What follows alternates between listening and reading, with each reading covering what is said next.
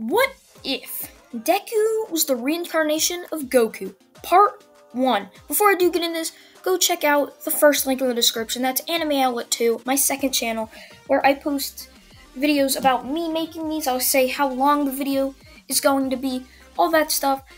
So yeah, go check that out. I'll also probably start doing what ifs if this channel ever does something or gets randomly disappears. Now, getting into this what if, we start off with Goku on his deathbed, to where his last wish would to be reincarnated so he can continue his life of good in some type of form. This is where we cut to young Izuku just being born, as he is now the reincarnation of Goku. Now, Goku's friends would end up trying to search for this reincarnation of himself to try and teach him, but to no use, as they were never able to find him. The only person that would continue searching would be King Kai, who would spend the next 4 years searching, trying to find the reincarnation of Goku.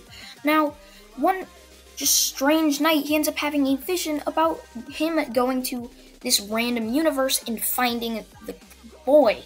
So King Kai goes to that same universe he saw, to where he goes to the planet Earth on that universe, to where he ends up watching over this Earth until he ends up just seeing or feeling a very tiny little spike up in Ki.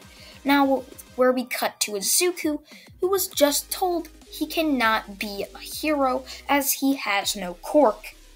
Now, Izuku would be very upset, but would not let his emotions get to him, as he would go back to his parent or his mom's house, to where he would cry the rest of the day, which would basically cause his ki to spike just a tad bit for King Kai to feel it. Now, Izuku's ki was almost nothing before he started crying, to which it caused King Kai to see it. Now, some people have some type of energy quirk which can be classified as some type of ki, which basically caused it to mask Izuku, who's very weak, only being a 4-year-old child. Now, from here, Izuku ends up waking up to see King Kai in his bedroom, as he just almost screams in just shock at who King Kai was, only to have King Kai block Izuku's mouth, say, "Shh, you don't want to wake your parents up, do you?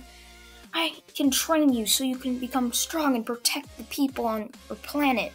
To which Izuku says, "Wait, so you can train me so I can become a hero?" To which King Kai then says, "Yes, of course, but it will take many years for you to master this." As Izuku just says okay, and from that, Izuku is trained in martial arts and King Kai's special abilities, mainly being the Kaioken and the Spirit Bomb.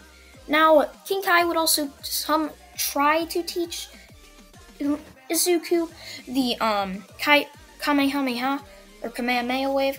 He'd try to teach him that, but Izuku would end up getting it down, as Izuku would spend the next 10 years learning these different techniques that King Kai saw Goku use, and King Kai also teaching Izuku what his abilities he's made up.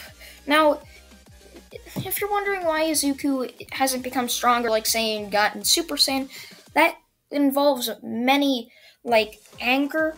It involves a lot of anger, which Izuku has not experienced, and it also now, Izuku didn't learn the Kaioken very fast, as it took him almost 10 years, mainly because Goku learned it in like half a year, because he was trained for almost 20 years in martial arts, while Izuku hasn't been trained at all. So it was very hard for Izuku to adapt and just learn the Kaioken. Now, Izuku would end up getting just around Kaioken times 2, as that would multiply his power, as Izuku has basic ki control. He can use the Kamehameha wave, and he can barely use the Spirit Bomb, or he kind of can, as it kind of revolves around other people helping him. So Izuku would end up going to the UA entrance exam. Now, if you're wondering if Bakugo bullies Izuku, when Izuku was 10 and just had enough of Bakugo bullying him, this was his closest event to becoming a Super Saiyan, or kind of like a false Super Saiyan, as Izuku would end up just creating a key ball in his hand and just flicking it right at Bakugo's face, to which it exploded in Bakugo's face, to which Bakugo would learn not to mess with Izuku. Now, when Izuku went to the UA entrance exam, not lacking on his studies, which Kinkai told him not to ever become stupid like Goku may have been, Izuku would easily pass the written exam, as it's now time for the practical exam. Izuku wearing basically the gi that Goku would wear. People would comment on it saying it's weird how he's wearing this random gi, only to have somebody see this being, I believe it's Ojiro, I can't remember the guy with the tail's name, who was also wearing like a white gi, would say, so there's another martial artist here.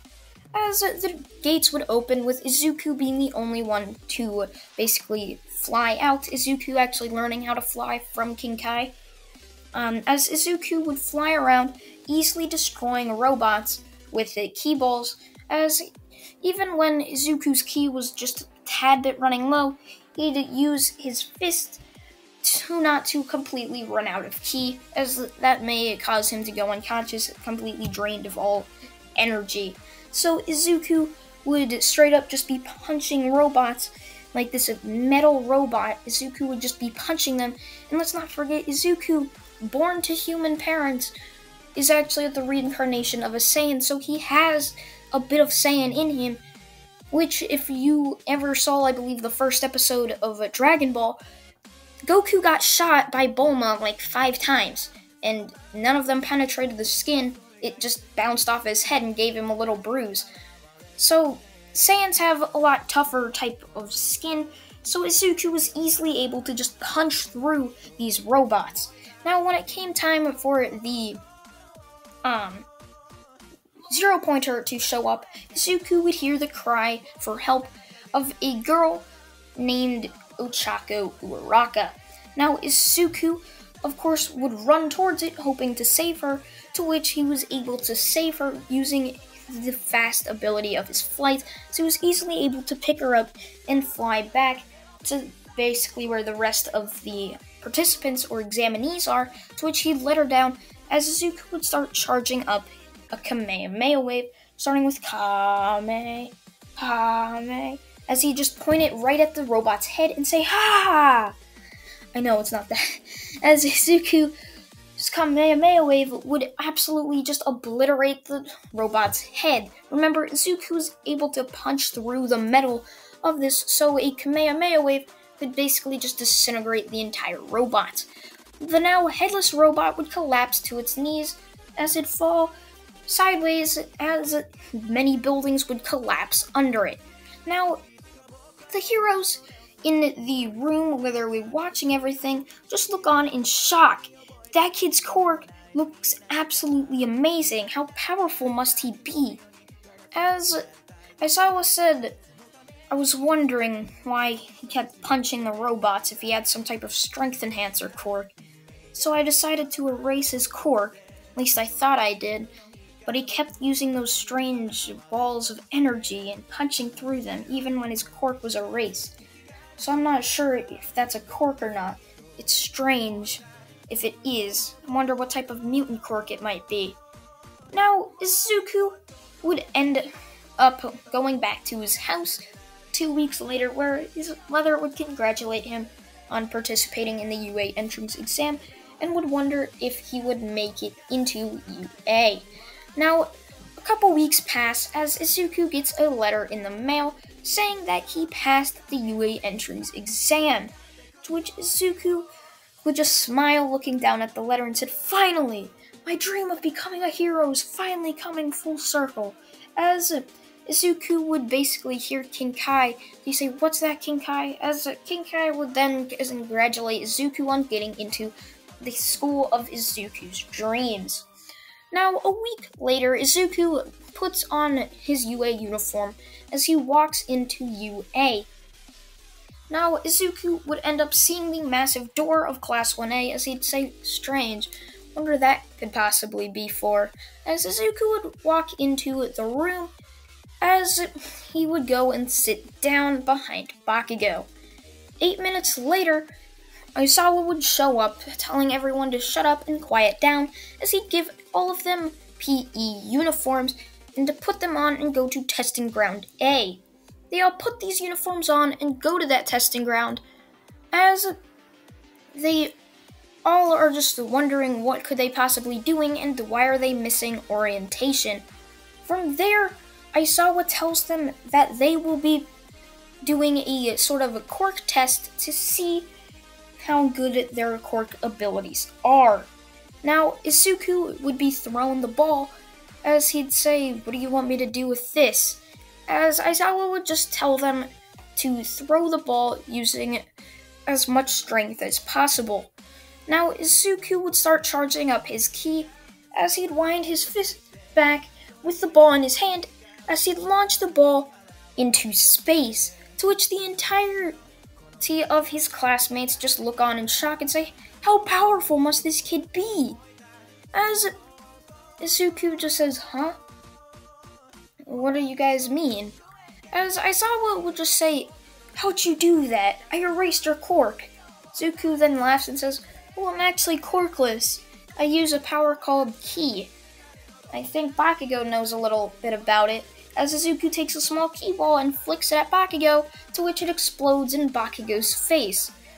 As the rest of the class are still in shock at how powerful Izuku must be. Now, they go through the rest of the tests, Izuku always getting first in them, basically having this enhanced ability. Now, if you're wondering why is Izuku still quirkless, I mean, he basically is like 75% Saiyan. I'm not sure if he's 100% Saiyan, that would be up to you guys.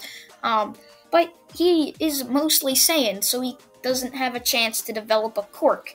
Now, Izuku would end up walking back to his house with many people just saying or asking him if he could teach them on this ki so they could possibly become even stronger heroes, to which Izuku says that many of them do not have ki potential to which they can fully bring out their ki, and almost nobody in the entirety of UA even has that potential.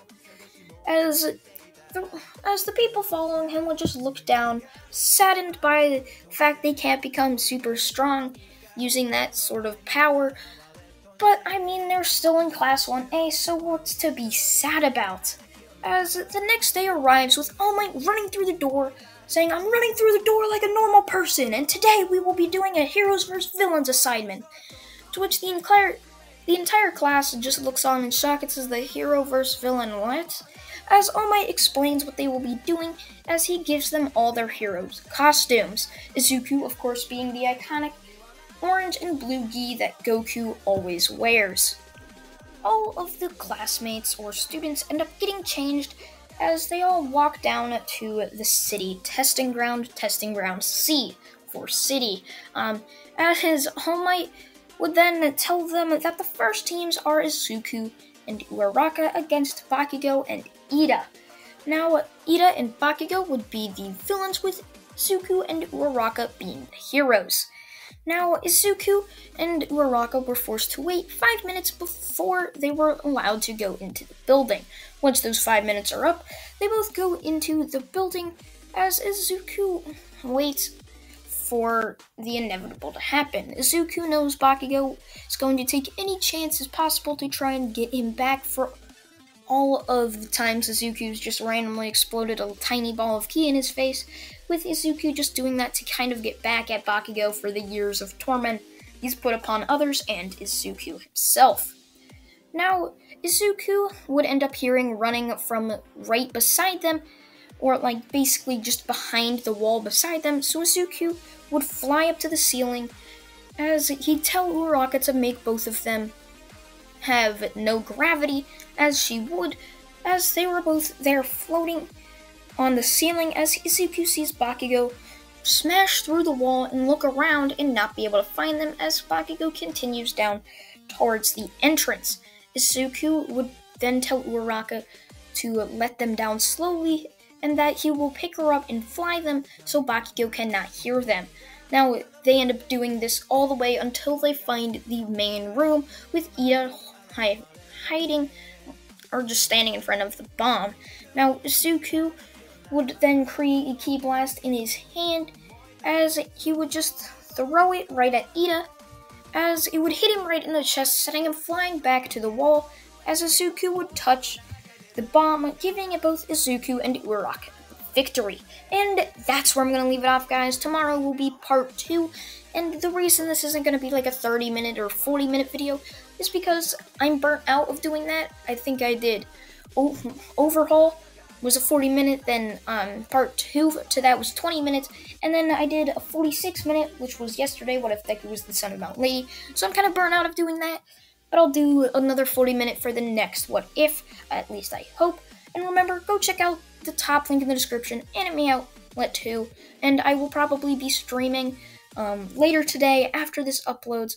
So I thank you all for watching once again, and goodbye.